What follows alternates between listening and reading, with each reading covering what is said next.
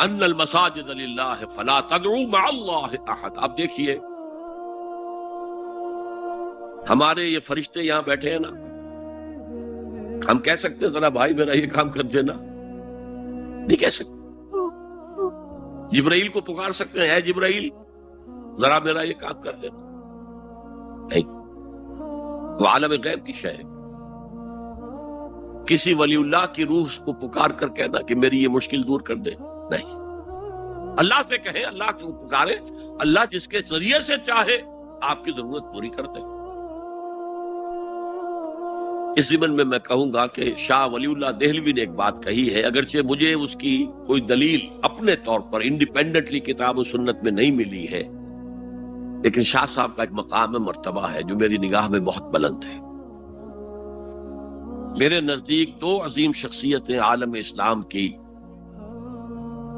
امام ابن تیمیہ اور امام غزالی کو جمع کریں تو شاہ ولی اللہ بنتے ہیں. اتنی عظیم شخصیت.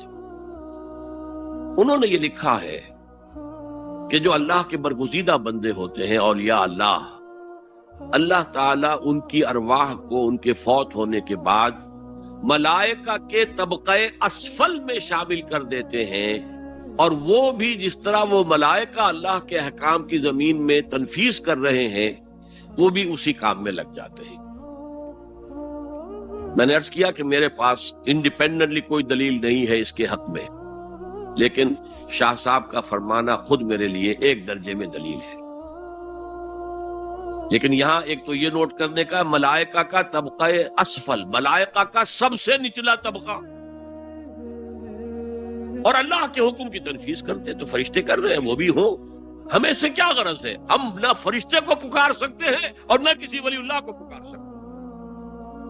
پکارو اللہ کو.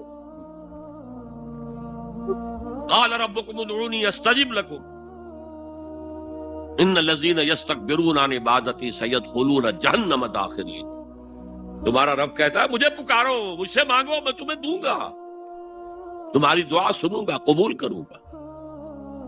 اور جو بربنائے تکبر مجھ سے نہیں مانگتے وہ جہنم میں داخل ہوں گے، ذلیل و خوار ہوں گے. حضور نے ایک بات مجھے متن یاد نہیں ہے، بہت پیاری فرمائی. دیکھو انسانوں سے تم مانگتے ہو کچھ تو ایک دفعہ تو اس کے ماتھے پر، تیوری پر بل پڑ ہی جاتا ہے، یہ کیوں میرے سامنے ہاتھ سوال کیا، کیوں مجھ سے مانگ رہا ہے، چلیے بعد میں کچھ وہ دے ہی دے. ناگوار گزرتا ہے. ارے اس سے مانگو جو کہتا ہے کہ مجھ سے مانگو اور میں دوں گا. وہ نہ مانگنے پہ ناراض ہے، اس سے نہیں مانگتے. رات کے آخری ساعتوں میں، یا جسے آپ کہتے ہیں the small hours of the morning، حدیث میں آتا اللہ نزول اجلال فرماتے، جس کو ہم نہیں جانتے کیسے نزول ہوتا ہے. ذات باری تعالیٰ اور اس کے متعلقات کے بارے میں جو بات آ گئی قرآن میں، حدیث میں، وہ ہم مانتے ہیں. کیسا یہ ہم نہیں جانتے. اس کا ہاتھ ہے کیسا ہے ہم نہیں جانتے. اس کا چہرہ ہے کیسا ہے ہم نہیں جانتے. اس کی ساق ہے، اس کی پنڈلی ہے کیسی ہے ہم نہیں جانتے. وہ سنتا ہے کیسے سنتا ہے ہم نہیں جانتے. کیا اس کے کان ہیں؟ کیا اسے بھی ساؤنڈ ویوز کی ضرورت ہے سننے کے لیے؟ وہ دیکھتا ہے کیسے دیکھتا ہے ہم نہیں جانتے. وہ اترتا ہے کیسے اترتا ہے ہم نہیں جانتے. جو قرآن میں آ گیا، حدیث میں آ گیا، مان لیجئے بس. باقی یہ متشابہات میں سے ہے، اس کی کھود کرید میں پڑو گے تو فتنے میں مبتلا ہو جاؤ. ابتغاء الفتنۃ وابتغاء تاویلہ. لہذا حدیث میں آتا ہے کہ رات کی آخری ساعتوں میں اللہ سمائے دنیا تک نزول فرماتے ہیں، اور پھر ندا لگتی ہے حل من سائل فاعطیہ، ہے کوئی سوال کرنے والا، مانگنے والا کہ میں اسے دوں. حل من مستغفر فاغفر لہ، ہے کوئی گناہوں کی معافی چاہنے والا کہ میں اسے معاف کر دوں. ہم انٹا غفیل سو رہے، ہم تو مائل بکرم ہے، کوئی سائل ہی نہیں. راہ دکھلائیں کسے؟ رہنمے منزل ہی نہیں. راہ کسے دکھا؟ اللہ کے راستے پر چلنے کا فیصلہ کرو، اللہ کی راہ میں جہاد کا فیصلہ کرو، پھر اللہ راستہ کھولے گا۔ والذین جاہدوا فینا لنہدینہم سبلنا، وہ لوگ کہ جو ہمارے راستے میں جہاد کریں، محنت کریں، مشقتیں کریں، ہم لازماً ان پر اپنے راستے کھولتے چلے جائیں۔ اور دعا شرک فی الدعا، مانگو صرف اللہ سے، وہ چاہے کسی فرشتے کے ذریعے، چاہے کسی فوت شدہ ولی اللہ کی روح کے ذریعے سے، چاہے کسی کو بھی نہیں، براہ راست اپنے حکم سے، اس کی تو قدرت ہے، جو چاہے کرے، کن فیکون، وہ جیسے بھی ہو وہ آپ کی ضرورت پوری کرے گا۔ وہی ہے جو کہ مشکلات کو حل کرنے والا ہے، وہی ہے کہ رزق دینے والا ہے، وہی ہے جو مرض سے شفا دینے والا ہے۔ پکارو اسی کو، مانگو اسی سے۔ اب آئیے، کچھ مراسم عبودیت ہوتے ہیں، مراسم رسم کہتے ہیں کسی چیز کی ظاہری شکل کو۔ رہ گئی رسم ازاں روح بلالی نہ رہی، فلسفہ رہ گیا تلقین غزالی نہ رہی۔ یہ قرآن کا بھی ہم اسے رسم الخط کہتے ہیں، رسم الخط، اور یہ حضرت عثمان کے زمانے میں فائنل ہوا ہے کہ یہ اس طریقے سے لکھا جائے۔ تو عبدیت کے اظہار کے لیے کچھ رسومات ہیں، جس میں سے ایک پر گفتگو ہو چکی، قنوت، والقانتین والقانتات۔ یہ جو ہے اللہ کے حضور میں چاہے ہاتھ باندھے چاہے ہاتھ کھلے، لیکن ذرا جھک کر گردن میں خم کر کے کھڑے ہونا۔ یہ نماز کے اندر جو قنوت ہے، یہ قنوت ہے، یہ بھی اپنی عاجزی کا اظہار ہے، عجز اور تذلل۔ وہ جو ابن قیم کی میں نے ڈیفینیشن آپ کو بتائی، العبادت تجمع اصلین، غایت الحب وغایت الذل والخضوع، حد درجے میں اللہ کے سامنے بچ جانا، جھک جانا، گر جانا، رکوع، سجدہ اللہ کے سوا کسی کے لیے نہیں۔ اور اس معاملے میں دین محمدی جو اپنی تکمیل کو پہنچ گیا، الیوم اکملت لکم دینکم واتممت علیکم نعمتی ورضیت لکم الاسلام دینا، حضور کی بعثت سے قبل سجدہ تعظیمی جائز تھا، کسی شخص کی تعظیم کے لیے، اس کی عزت کے لیے اس کے سامنے سجدہ کرنا جائز تھا۔ حضرت یوسف کے سامنے ان کے والدین اور 11 بھائی سجدے میں گر گئے۔ بچپن میں خواب دیکھا تھا اور 40-50 سال بعد اس کی تعبیر بالفعل ایک اس واقعے کے طور پر سامنے آ گئی۔ سجدہ کرنا، جھکنا، سجدہ کرنا، یہ جائز تھا سجدہ تعظیم۔ حضور پر شریعت مکمل، توحید مکمل، اب ہر نوع کا سجدہ حرام مطلق ہے سوائے اللہ کی کسی کو۔ ہمارے مسلمانوں نے بھی اپنے دور ملوکیت میں سجدہ تعظیمی شروع کرا، عدالت کے اندر بادشاہ کے دربار میں جا رہے تو سجدہ، سر جھکا کر رکوع کی حالت میں۔ یا آپ کے پڑوس میں جو حیدرآباد کی ریاست تھی، سلام کیسے کرتے تھے، کتنے جھکتے تھے، اور پھر وہ جھک کر وہ سلام ہو رہے۔ یہ مشرکانہ فعل ہے، مغلیہ دربار میں بھی تھا۔ شیخ احمد سرہندی رحمت اللہ علیہ نے کہا غلط ہے، حرام ہے، جائز نہیں۔ دربار میں شکایت پہنچ گئی، آخر مخبری کرنے والے بھی تھے، حاسد بھی تھے، وَمِن شَرِّ حَاسِدٍ إِذَا حَسَدَ، طلبی ہو گئی، بلایا گیا دربار میں حاضری، اور ایسا اہتمام کیا گیا کہ جب حضرت مجدد آگے آئیں بادشاہ تک جانے کے لیے تو درمیان میں ایک دیوار سی حائل کر کے اس میں کھڑکی کھول دی کہ اس میں سے جھک کر گزریں گے نا تو رکوع کسی درجے میں تو ہو جائے گا۔ رکوع بھی سجدے ہی کی ایک شکل ہے، سجدے کا ہاف کہہ لیجئے، لیکن یہ کہ جب آیات سجدہ آتی ہیں قرآن مجید میں، وہ عام نمازوں میں دیکھتا ہوں کہ وہ آیات سجدہ والی آیات پڑھی دی جاتی، حالانکہ ان کی ایک خاص کیفیت ہے۔ تراویح میں تو پڑھی جاتی ہے، لیکن پہلے بتا دیتے ہیں کہ یہ دوسری رکعت میں یا پہلی رکعت میں سجدہ آ رہا ہے تو لوگ تیار ہوتے ہیں۔ رکوع بھی اگر فوراً ہو جائے آیت سجدہ کے بعد تو اس سے بھی اس سجدے کا حق ادا ہو جاتا۔ بہرحال حضرت شیخ مجدد رحمت اللہ علیہ دربار میں آئے تو اس کھڑکی میں سے پہلے پاؤں گزارے، پھر اپنا سر نکالا، پھر جیل میں ڈال دیا گیا، کوئی پرواہ نہیں۔ حاضر ہوا میں شیخ مجدد کی لحد پر، وہ خاک کے ہے زیر فلک مطلع انوار، گردن نہ جھکی جس کی جہانگیر کے آگے، جس کے نفس گرم سے ہے گرمی احرار، وہ ہند میں سرمایہ ملت کا نگہباں، اللہ نے بر وقت کیا جس کو خبردار۔ دین الہی، دین محمدی کے خاتمے کا اعلان تھا۔ اب بڑے بڑے مولویوں نے یہ اکبر کو سبق پڑھایا تھا، بڑے مولوی، درباری مولوی، انہوں نے سبق پڑھایا تھا۔ اللہ کا ایک دن 1000 برس کا ہوتا ہے، اور اللہ کا ہر معاملہ 1000 سال تک ہوتا ہے۔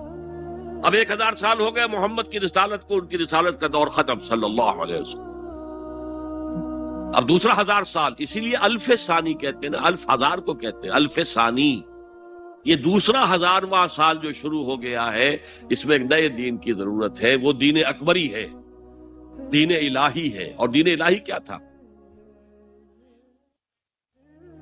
یہ ایک بہت بڑی سیاسی تدبیر تھی، اصل میں بہت بڑی سیاسی تدبیر، اور اس کا ظہور بعد میں بھی ہوا ہے ہندوستان کی سرزمین میں۔ وہ یہ کہ ہندوستان کی ترقی میں جو چیز سب سے بڑی رکاوٹ ہے وہ مذہبی اختلافات ہیں۔ لہذا ایسا کرو، سارے مذاہب جو ہیں اسے ہاون دستے میں ڈالو، کوٹ کوٹ کے چورا چورا کر کے بناؤ صفوف، اور یہ مذہب سب کا ہو جائے تو مذہبی اختلافات ختم ہو جائے۔ دوسری بات ان کی سمجھ میں یہ آ گئی کہ اصل میں اختلاف رسالت اور شریعت کی بنیاد پر ہوتے ہیں،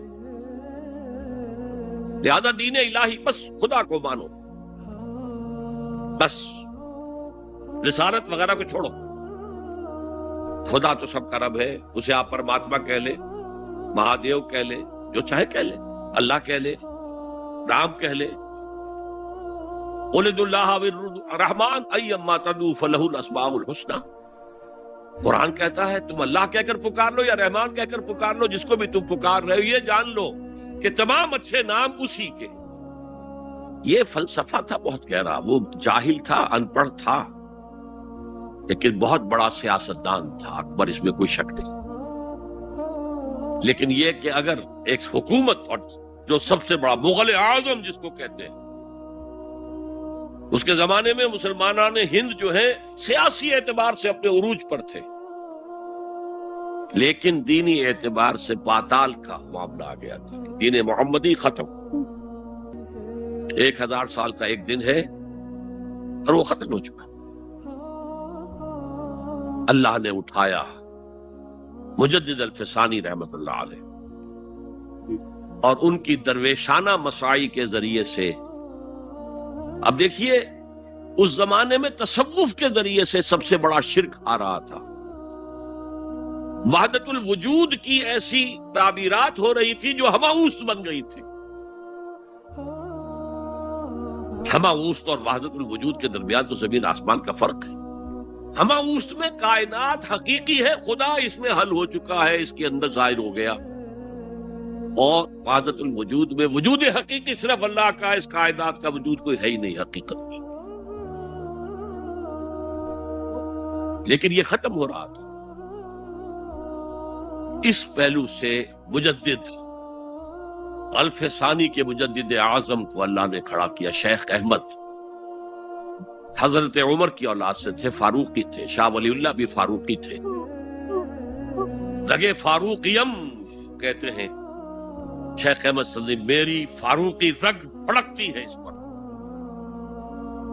اس کے نتیجے میں وہ دین الہی کا خاتمہ ہوا۔ بعد میں ہمارے ہاں یہ آیا ہے ہندوستان میں برہمو سماج، برہمو سماج، اور گاندھی جی بھی اسی فلسفے کے قائل تھے، وحدت ادیان کے۔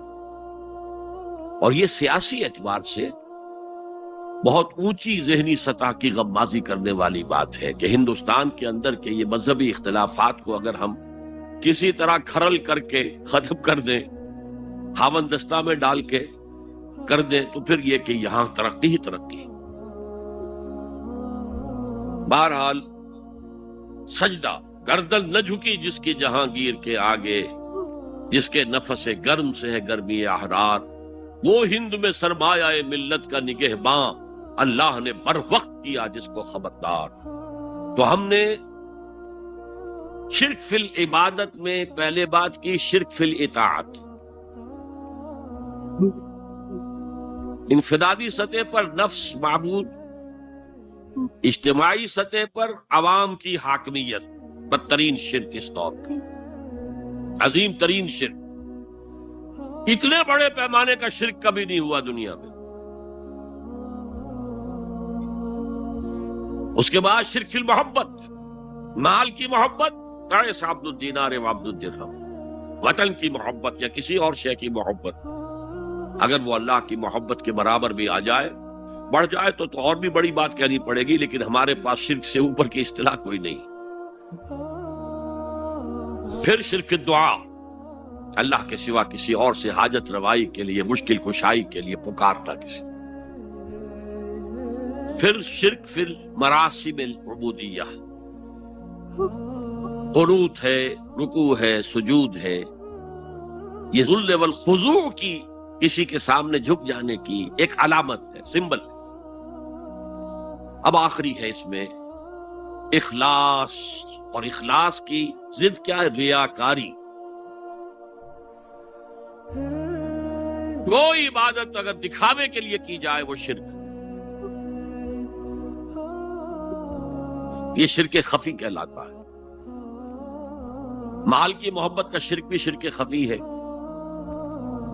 نفس کی اطاعت کا شرک بھی شرک خفی ہے، اور یہ سب سے خفی شرک ہے۔ حضور نے فرمایا صلی اللہ علیہ وسلم، من صلی یرائی فقد اشرکا ومن صام یرائی فقد اشرکا ومن تصدق یرائی فقد اشرکا۔ جس نے دکھانے کے لیے نماز پڑھی اس نے شرک کر لیا،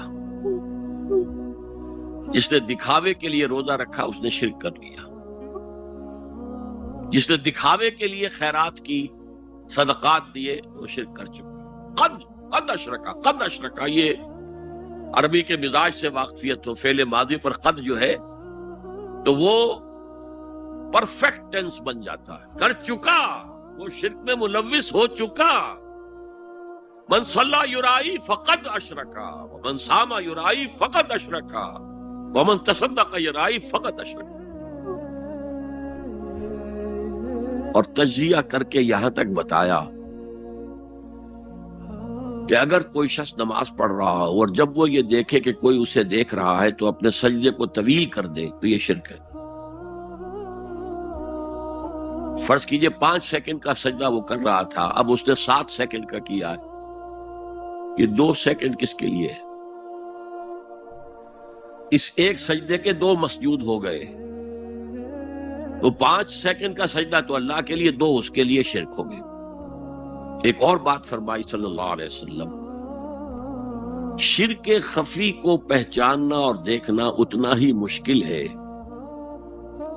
جتنا کہ کسی سیاہ شب میں، تاریک رات میں، کسی سیاہ پتھر پر چلنے والی سیاہ چیونٹی کو دیکھنا مشکل۔ تشبیہ کا بلاغت اور فساد کی انتہا ہے، جیسے میں نے عرض کیا تھا کہ ایک جوڑے کی 2 جوتیوں کے مابین جو مشابہت ہے، امت مسلمہ اور سابقہ امت بنی اسرائیل کی، ان کے اوپر جو حالات وارد ہوئے ان میں وہی مشابہت۔ تاریک شب ہے، سیاہ پتھر ہے، اس پر سیاہ چیونٹی رینگ رہی ہے، جتنا اس کو دیکھنا مشکل ہے اتنا ہی شرک خفی کو پہچاننا مشکل۔ کدھر کدھر سے آپ پر حملہ آور ہو جائے گا، کدھر کدھر سے آ کر آپ کی عبادت میں، آپ کی توحید میں نقب لگائے گا، اس کا آپ کو اندازہ ہو نہیں سکتا۔ بڑا مشکل ہے، بہت زیادہ چوکس رہنے کی ضرورت ہے۔ اور اس کا علاج بتایا گیا ہے خاص طور پر عبادات کے ضمن میں، کہ کچھ نہ کچھ عبادت نفل بھی کی جائے، اور نفل عبادت اس طور سے کی جائے کہ کسی کو پتہ نہ چلے۔ اب ہمارا حال یہ ہو گیا ہے کہ ساری اگر کوئی عشاء کی 17 رکعتیں پڑھتا ہے سب کی سب مسجد میں پڑھتا ہے، حالانکہ صحابہ کے دور میں مسجد تھی فرائض کی ادائیگی، باقی جا کر نماز گھر میں پڑھو گے وہ افضل ہے، اور نوافل تو خاص طور پر اگر کسی کو تہجد کی توفیق ہو گئی ہے تو کسی نہ کسی طرح ڈھنڈورا پیٹے گا، اسے جی کیا کرے میں رات کو جاگنا ہوتا ہے، طبیعت جو ہے بڑی بھاری رہتی ہے، ہو گیا اپنا ڈھنڈورا پیٹ دیا، تو اس سے تو مرض اور دو آتشا ہو جائے گا، ریاکاری اور بڑھ جائے گا۔ اسی طریقے سے صدقات نافلہ فرمایا ایسے دو کہ داہنا ہاتھ جو کچھ دے بائیں ہاتھ کو پتہ نہ چلے، کسی کو پتہ نہ چلے، اس سے وہ ریاکاری کی جڑیں کٹتی ہیں، ریاکاری کی جڑیں جو ہیں دل کے اندر سے کٹتی ہیں۔ یہ علاج ہے ریاکاری کا، لیکن ریاکاری شرک ہے۔ اب میں آخری بات پر آ رہا ہوں، آپ نے سوچا ہوگا کہ اس تجزیے کے تحت تو ہر گناہ جو ہے ادنا سے ادنا گناہ بھی شرک ہے۔ فجر کی نماز کے وقت اگر اٹھ کے نہیں گئے اور چادر یا کمبل کو سیدھا کر کے لیٹ گئے تو یہ شرک ہے، پھر کون سے گناہ ہے جو اللہ معاف کرے گا؟ یہ جو میں نے آیت آپ کو 2 دفعہ جو آئی ہے سورہ نساء میں سنائی، ان اللہ لا یغفر ان یشرک بہ ویغفر ما دون ذلک لمن یشاء، اللہ تعالیٰ اس کو تو ہرگز نہیں بخشے گا کہ اس کے ساتھ شرک کیا جائے، البتہ اس سے کم تر جس کو چاہے گا بخش دے۔ تو جان لیجئے یہ جو باریک تجزیہ میں نے کر کے بتایا ہے یہ اپنی جگہ 100% درست ہے، لیکن ان میں جو یہ چیزیں ہیں، کوئی کوتاہی ہو گئی، کوئی گناہ ہو گیا، کوئی شریعت کی مخالفت ہو گئی، نفس کے کسی اس وقت کے دباؤ میں آ کر یہ گناہ شمار ہوں گے اگر یہ آپ کی طبیعت ثانیہ نہ بن جائے، اگر یہ آپ کی سیکنڈ نیچر بن گئے تو ایک گناہ بھی ساری تباہی لانے کے لیے کافی ہے۔ اگر آپ نے ڈیرے ڈال دیے، غلطی ہو گئی، معافی مانگو، توبہ کرو، استغفار کرو، اللہ صاف کر دے گا۔ نہیں کرو گے تو پھر ایک گناہ پر بھی دوام اگر ہو گیا اور اس گناہ نے ایک نے بھی تمہارا احاطہ کر لیا تو وہ جہنم میں خلود کی وعید قرآن میں آئی ہے۔ بلا من کسب سیئۃ وَأَحَاطَتْ بِهِ خَطِیئَتُهُ فَأُولَٰئِکَ أَصْحَابُ النَّارِ هُمْ فِیہا خَالِدُونَ، جو نہیں جس نے کوئی ایک بھی بڑا گناہ، چھوٹا نہیں، یہ چھوٹے چھوٹے گناہ جو ہوتے رہتے ہیں، گناہ کبیرہ لمم جن کو کہا گیا ہے، اس کی اللہ تعالیٰ کے ہاں پکڑ نہیں ہے، بلکہ وضو کرتے ہیں تو ہاتھوں کے اس طرح کے گناہ وہ دھل جاتے ہیں، آنکھوں کے گناہ دھل جاتے ہیں۔ گناہ کبیرہ اگر ایک بھی کریا اور مستقل کیا اور اس پر ڈیرے ڈال دیے اور وہ آپ کا احاطہ کر لے، آج کے دور میں سود کا نظام، سودی کاروبار، وہ تو آپ کا احاطہ کر گیا۔